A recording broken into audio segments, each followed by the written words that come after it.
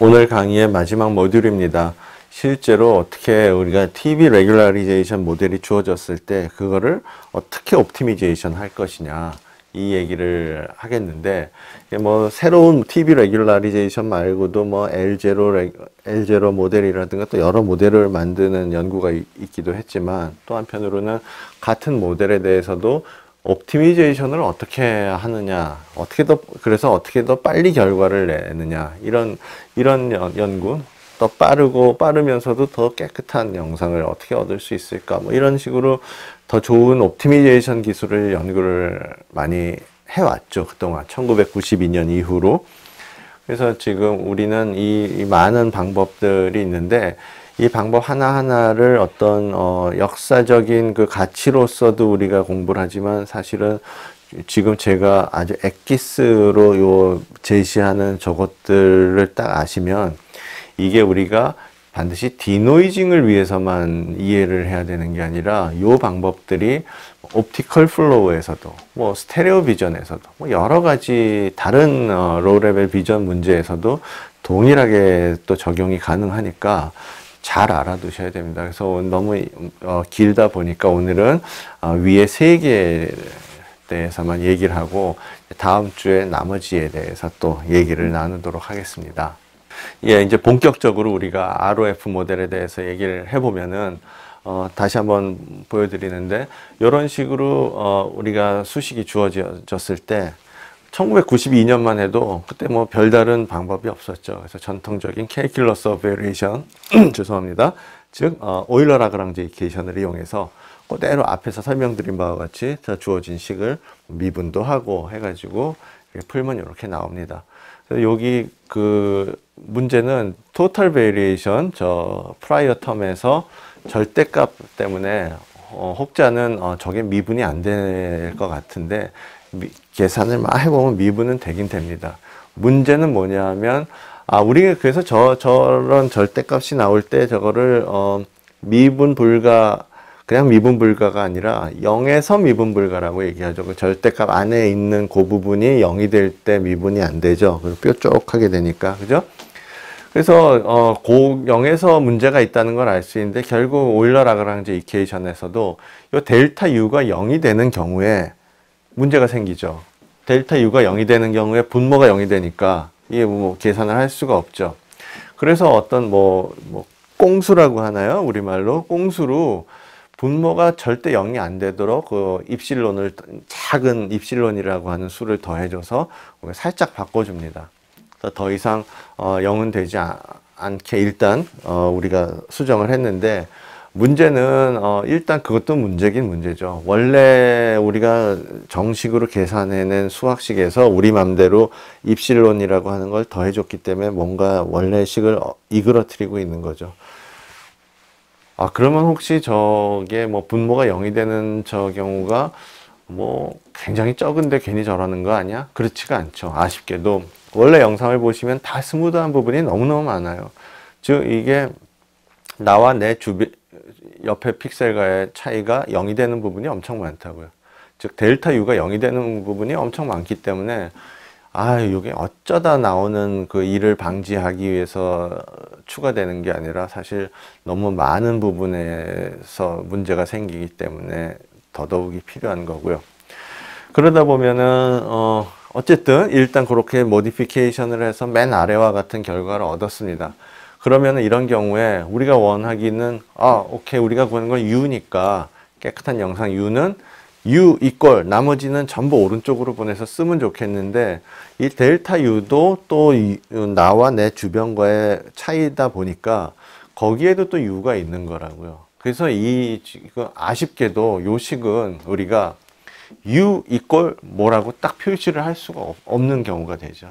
그래서 그 경우에 어떤 식으로 풀 것이냐, 좋은 방법이 이 타임 마칭이라고 해가지고 그냥 요 한쪽 변이 이게 전체가 이제 0이 되는데, 0 대신에 U의 시간에 따른 변화량을 여기다가 이렇게 우리가 더해 줍니다. 이렇게 새롭게 추가를 해 줍니다. 0 대신에. 그 말은 우리가 디스크리트 폼으로 쓰면 어떤 단위 시간 동안에 U가 이렇게 변화하는 그런 이터레이션을 통해서 우리가 U를 계속 업데이트하는 텀으로 되는데, 지금 어떤 분은 이런 생각을 하시겠죠. 아니, 수학은 수학인데 어떻게 이제 한쪽 변이 0인데 누구 마음대로 뭐 타임 마칭이라는 그럴듯한 그런 용어를 갖다 붙이면서 dt분의 du라고 하는 저런 미분을 0 대신에 왜 저렇게 넣어주느냐, 그런 의문을 가질 수 있죠. 그런데 우리가 이것을 계속 반복을 하면서 새로운 u를 계속 더 구해주다 보면은 이제 깨끗한 영상으로 점점 바뀌어 가면서 더 이상 픽셀 값들이 변하지 않는 그 상태가 옵니다. 즉 이제 아무리 업데이트를 해도 그 새로운 u는 이전 u랑 계속 동일해지는 거죠. 그러면 다시 이 부분이 0이 돼 버리는 거죠. 그래서 타임 마칭은 어떤 다이나믹한 시스템에서 이 처음에 초기에 우리 여러분 혹시 전자과를 나오신 분들은 시그널 시스템 이런 과목을 들었을 때 다이나믹 시스템에서는 그 스태틱한 리스판스도 있지만 트랜지언트 리스판스라는 게 있죠. 그런 식으로 처음에 그 어떤 몇 번의 반복을 통해서 그 초기에 이 다이나믹한 시스템에서의 어떤 파라미터들을 우리가 점점 조율해 나가다가 나중에는 이렇게 더 이상 반복해도 값이 변하지 않는, 다시 원래의 저기 한쪽 변 0이 되는 그 상태가 되게 만들어주면 수학적으로 아무 문제가 없는 거니까, 이런 식으로 타임 마칭을 써가지고 우리가 업데이트를 통해서 이터레이션을 통해서 u를 구하게 되는 겁니다. 그래서 이게 제일 처음에 나온 TV 레귤라리제이션의 첫 번째 모델이 됐던 거고요. 이 모든 어떤 분야든지 발전을 보면 재밌습니다. 1980년대 중반부터 티커너프 레귤라리제이션이 나왔으면 적절한 3, 4년의 텀을 두고 ROF가 나오고, 1992년에 또 3, 4년의 텀을 두고, 물론 뭐 그 사이에도 자잘한 논문들이 또 수도 없이 나왔겠지만 이렇게 좀 족적을 남기는 논문들이 한 3, 4년의 텀을 두고 이렇게 나오는 걸 볼 수 있습니다. 제가 어젯밤에 DNA 이런 거, 이 생물학 책을 좀 밤에 이렇게 봤는데, 거기서도 우리 DNA에 관련된 연표가 멘델의 1850년대 그때부터 현재 이르기까지 멘델에서 시작한 그 어떤 유전자 관련된 연구의 큰 족적을 그린 연표가 있는데, 재밌게도 거기도 몇 년, 4, 5년에 한 번씩 마치 누군가가 4, 5년에 한 번씩 큰 족적을 이렇게 하나씩 제시해 주는 것처럼 그렇게 나오더라고요. 과학의 발전이 항상 그렇게 몇 년에 한 번씩 뭔가가 나오는, 참 재밌더라고요. 여기서도 이렇게 또 4년 만에 또 하나의 족적이 나왔습니다. 이건 뭐냐 하면, 이 사람들은 어떻게 생각했냐면, 저게 제가 방금 말씀드린 바와 같이 저 분모가 문제다. 저 분모가 자꾸 0이 될까봐 이게 뭔가 우리가 계산하기가 힘들어지고, 거기다 입실로도 더해주고 하는데, 그러기 때문에 우리가 그 타임 마칭을 써가지고 이제 또 타임 마칭도 써야 됐고, 여러 가지 보니까 타임 마칭을 왜 써야 됐습니까? U를 아이솔레이션 시키질 못했던 거죠. 그러니까 이게 수식을 오일러 라그랑제 이퀘이션을 만들었을 때 U equal something 또는 AU equal B 해가지고 어떤 A라고 하는 매트릭스로 U라고 하는 이미지 벡터 곱해서 B라고 하는 게 나오는 그런 어떤 하나의 선형 방정식을 만들어낼 수 있으면은 타임 마칭을 쓸 필요 없이 간단하게 얘기하면은 A U 곱하기 B는, 그러면 그런 형태가 나오면 U는 A의 인버스 곱하기 B가 되니까 우리가 쉽게 구할 수가 있는데, 선형 방정식, 선형 시스템의 꼴로 나오지가 않다 보니까 타임 마칭을 썼죠. 근데 그 타임 마칭을 써가지고 노이즈 이미지에서 깨끗한 이 영상을 만드는데 1000번 이상의 일반적으로 1000번 이상의 이터레이션을 하고 그랬습니다. 그러니까 이게 너무 길다. 이게 문제다. 그러면은 우리가 좀 분모를 분모를 그때그때 계산하지 말고 이전 단계에서 계산된 거를 지금 새로운 단계, 즉 k 플러스 1의 단계에서 분모 텀은 그냥 k 단계, 바로 이전 단계에서 계산됐던 걸 그냥 갖다 쓰면 지금 입장에서는 마치 저 분모가 상수인 것처럼 우리가 취급을 할 수 있고, 그거는 결국은 이렇게 요런 식으로, 즉 요 그 가로 안에 1 플러스 알파 L이라고 하는 거를 하나의 큰 매트릭스라고 생각하시면은 AU는 F라고 하는 그냥 선형 방정식, 리니어 시스템으로 나타낼 수 있다는 거죠. 즉 왜?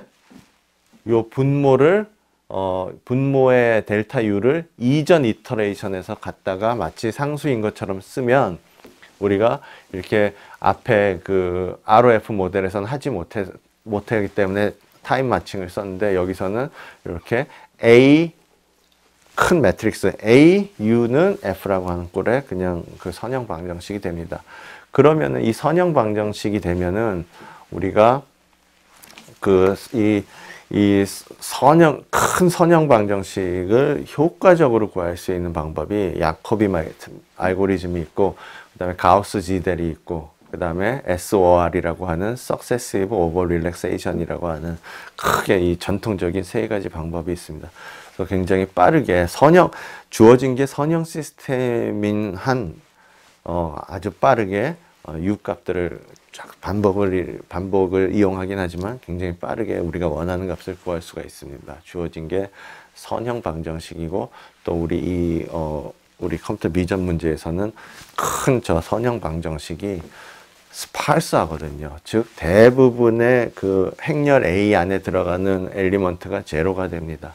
왜냐하면 제가 말씀드렸죠. 이 영상은 다 국부적이라고. 국부적이라서 내가 영상의 이 부분의 어떤 픽셀 값들을 뭐 보정을 하는데 이쪽에 있는 픽셀 값들이 전혀 관계가 없듯이 다 그 선형 방정식, 선형 그 매트릭스 행렬을 보면은 다 국부적으로 뭐 난제로가 이런 스파스하게 존재한다는 것. 그래서 그런 경우에 야코비 메소드 또는 가우스 지델 또는 SOR을 쓰면은 쉽게 선형 방정식을 풀 수 있었다. 그런 게 있었습니다. 예, 그래서 이제 또 2004년이 되니까 챔버리란 분이 이제 새롭게 또 이 족적의 남을 새로운 방법을 제안을 했는데, 이분이 생각하기에 기존의 타임 마칭을 이용했던 ROF 방법이나 그 앞에 그 선형화시켜 선형 시스템을 푼 방법이나 아직도 계속 그레디언트 U에다가 이제 입실론을 붙여서 이제 쓰고 있단 말이에요. 왜냐하면 분모가 이제 제로가 되고 뭐 이런 걸 방지하기 위해서.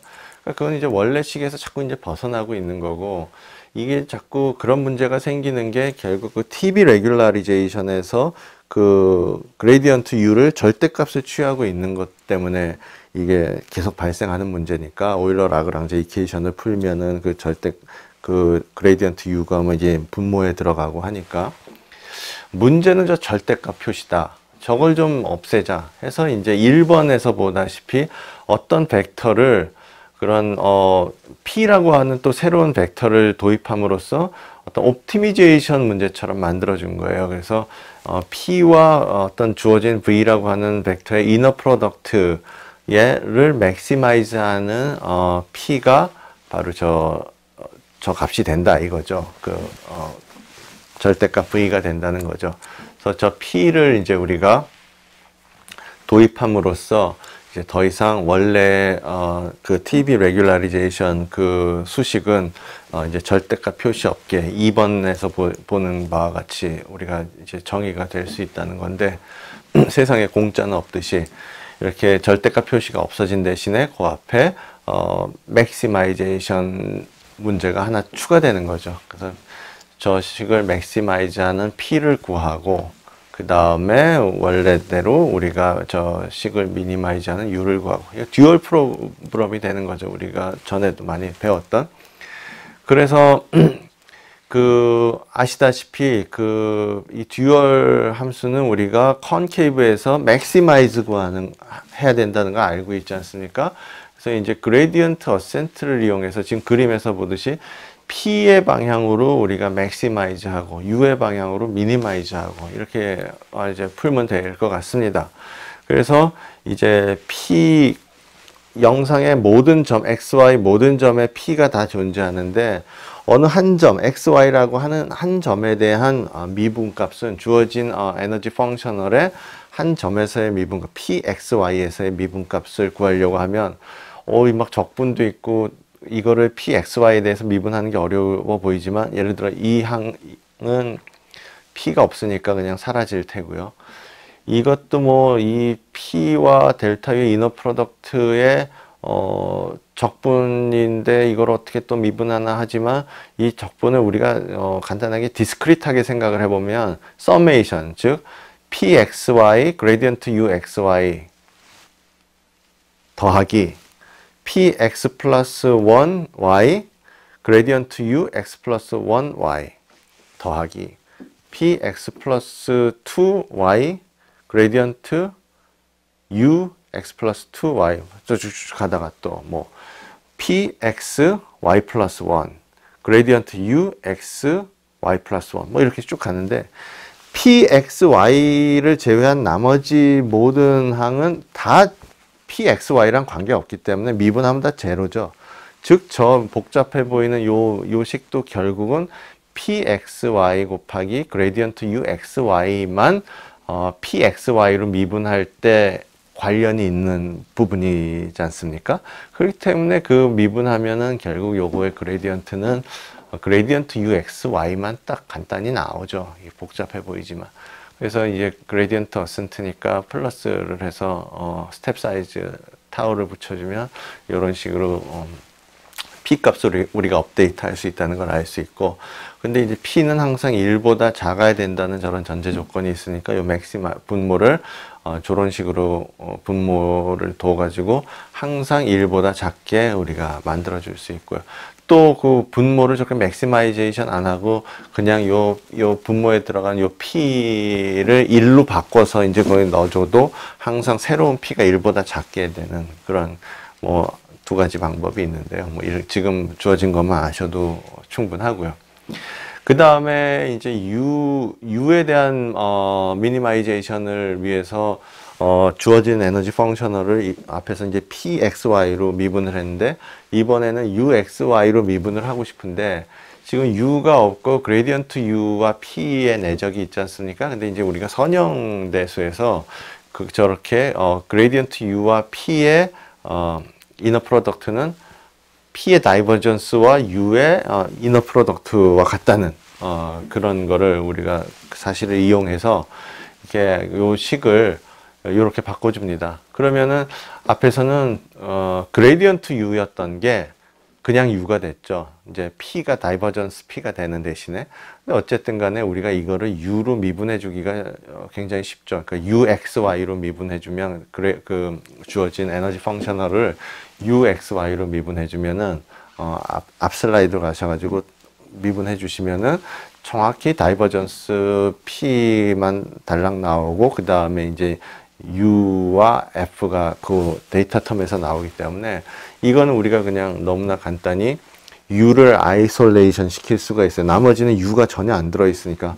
그러니까 U 이퀄 뭐 이렇게 되는 거죠. 즉 앞에 2번 에너지 펑셔널에서 우리가 U로 미분해서 0으로 놓고 U로 미분해서 0으로 놨을 때 U 값을 구한 거죠. 그죠? 그래서 이제 아직은 계속 반복 중인 계속 진화해가는 P를 이용해서 구한 U이기 때문에 계속 이게 P를 구하고 U를 구하고 다시 P를 구하고 구해진 U를 이용해서 P를 구하고 다시 U를 구하고 계속 더 이상 변화가 없을 때까지 두 개를 계속 번갈아 구해주면은 더 이상 변화가 없을 때에 이제 U가 우리가 원하는 깨끗한 U라는 거를 이제 알 수가 있습니다. 그래서 요 그래프를 보시면 타임 마칭은 보통 이미지에서 한 1000번 정도 우리가 반복을 해야지 겨우 이제 깨끗한 이미지를 얻을 수 있다고 얘기를 했는데 이 챔버의 듀얼 베이스드 메소드에서는 금방 한 뭐 250번, 뭐 50번 뭐 이런 몇십 번의 이터레이션 만에 깨끗한 이미지가 나오기 시작한다는 것을 이제 알 수도 있었습니다. 그래서 이 챔버의 메소드는 또 어떤 분은 이게 그냥 또 계속 앞으로 발전되는 어떤 방법 중에 하나의 그냥 역사적인 사실로서만 중요할 수도 있나 보다 생각하실 수도 있는데 그건 아니고요. 이 방법, 이 듀얼 메소드가 이제 아주 살짝 모디피케이션 돼가지고 요새 프라이멀 듀얼이라는 방법으로 요새 많이 이제 그 논문들 찾아보고 그러면은 프라이멀 듀얼 알고리즘이라는 이름으로 많이 또 새롭게 사람들이 많이 쓰고 있는 방법이 돼 있습니다. 그러니까 이 챔볼 방법이 그 시작 단계 아주 그 단초를 제공한 중요한 방법이라는 걸 다시 한번 아셔야 될 거고요. 우리가 프라이멀 듀얼 방법을 이해를 하기 위해서 이 방법을 좀 더 숙지하고 실제로 경험을 쌓고 싶으신 분은 지금 여기 써 있는 대로 웹사이트에 가셔가지고 저 파일들을 다운로드 받아서 그대로 그 돌리면은 요 뒤에 설명해 놓은 대로 여러분 일단 PC에 매틀랩이 있어야 될 테고요. 다운로드 받아가지고 저기 커맨드 그 파일을 열어가지고 저기에다가 이제 커맨드를 여러분이 잘 보시고 적절하게 수정을 해가지고 돌려보시면은 그냥 일단은 챔볼 메소드에서 이렇게 결과가 스무드된 결과가 나오는 걸 알 수 있고요. 여러분이 더 이제 관심을 가지시는 분들은 그 코드를 잘 그 앞에 슬라이드와 비교하면서 코드를 분석해 보시면은 이게 어렵지가 않습니다. 이게 금방 쉽게 이 챔벌 메소드가 어떻게 그 P와 U를 번갈아 가면서 업데이트하면서 변하는 것을 쉽게 알 수가 있습니다. 그래서 한번 꼭 관심 있는 분들은 한번 직접 매트랩으로 돌려보시기를 제가 권해드립니다. 예, 이상과 같고요. 이제 우리가 다음 주에는 요 이후에 또 새롭게 나온 더 발전된 방법들, 것들에 대해서 설명을 하고 그 방법들이 이 로우 레벨 비전에서만이 아니라 요즘 스파스 옵티미제이션, 스파스 리프레젠테이션, 또 로우 랭크 매트릭스 컴플리션 이런 데서도 역시 또 베리에이션 옵티미제이션의 이 프레임워크가 쓰인다는 것을 아시면은 다음 주에 또 아주 새로운 최근의 기법들이 얼마나 중요한지를 얼마나 유용한지를 또 우리가 알 수 있고요. 그러기 위해서는 오늘 배운 방법을 잘 숙지를 하고 계셔야 됩니다. 예, 경청해 주셔서 감사합니다.